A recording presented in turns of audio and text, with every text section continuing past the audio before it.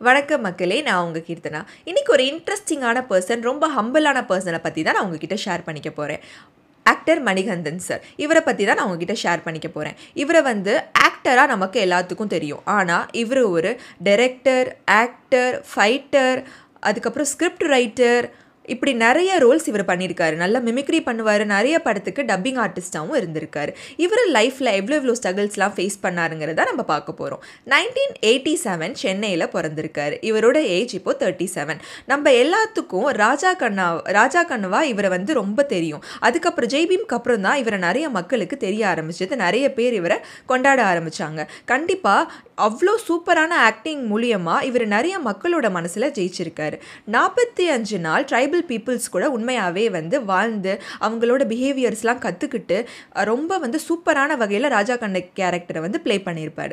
ஏன்னா அது ஒரு ரியல் லைஃப் கேரக்டர் அப்படிங்கிறனால அவர் ராஜா கண்ணாவே இருந்து அந்த கேரக்டராகவே வாழ்ந்து ரொம்ப சூப்பராக அந்த படத்தை பண்ணி கொடுத்துருப்பாரு. அவரோட ஹிஸ்ட்ரியிலேயே இந்த படம் ஒரு பெரிய ஹிட்டை கொடுத்துருக்கு. அதுக்கப்புறம் ஹீரோவாக நிறைய அடுத்தடுத்த படம்லாம் பண்ணார்.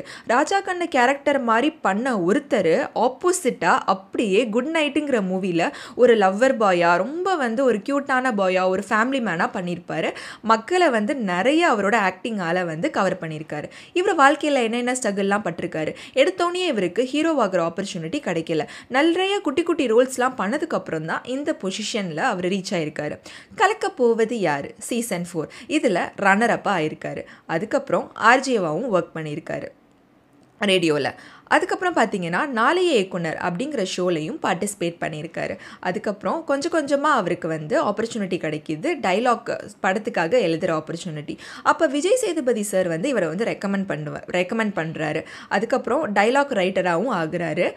அதுக்கப்புறம் பார்த்தீங்கன்னா இவருக்கு ஜெய்பீம் படம் பண்ணுற ஆப்பர்ச்சுனிட்டி கிடைக்கிது. அப்போ டைரக்டர் அவரை கூப்பிடுறப்போ ஒரு ரோல் ஒன்று இருக்குது, இந்த ஸ்கிரிப்டெல்லாம் படிங்க, ஏதாவது கரெக்ஷன் இருந்தால் சொல்லுங்கள் அப்படிங்கிற மாதிரி தான் இவர் சொல்லியிருக்காங்க. அதுக்கப்புறம் 3 days டிஸ்கஷன் போயிருக்கு. அப்புறம் சொல்லியிருக்காங்க, நீங்கள் தான் அந்த கேரக்டர் பண்ண போகிறீங்க அப்படின்னோன்னா அவருக்கு என்ன பண்ணுறதுனே தெரியல.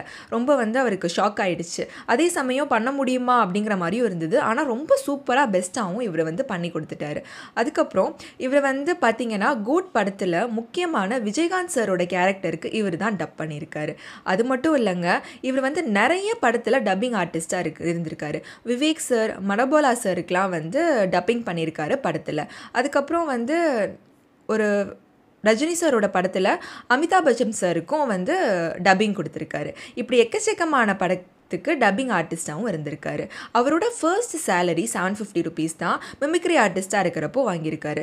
வாழ்க்கையில் சின்ன சின்ன கிடைக்கிற ஆப்பர்ச்சுனிட்டி, சின்ன சின்ன ரோல் எல்லாத்தையுமே ரொம்ப பெஸ்ட்டாக பண்ணதுக்கப்புறம் தான் மக்கள் மனசில் இவ்வளோ நீங்காமல் இடம் பிடிச்சிருக்காரு. இவரை பற்றி உங்ககிட்ட ஷேர் பண்ணிக்கிறதுல எனக்கு ரொம்ப ஹாப்பி. நெக்ஸ்ட் வீடியோவில் இன்னொரு இன்ட்ரெஸ்டிங்கான பர்சனை பற்றி உங்ககிட்ட நான் ஷேர் பண்ணுறேன். தேங்க்யூ ஃபார் வாட்சிங் மை வீடியோ.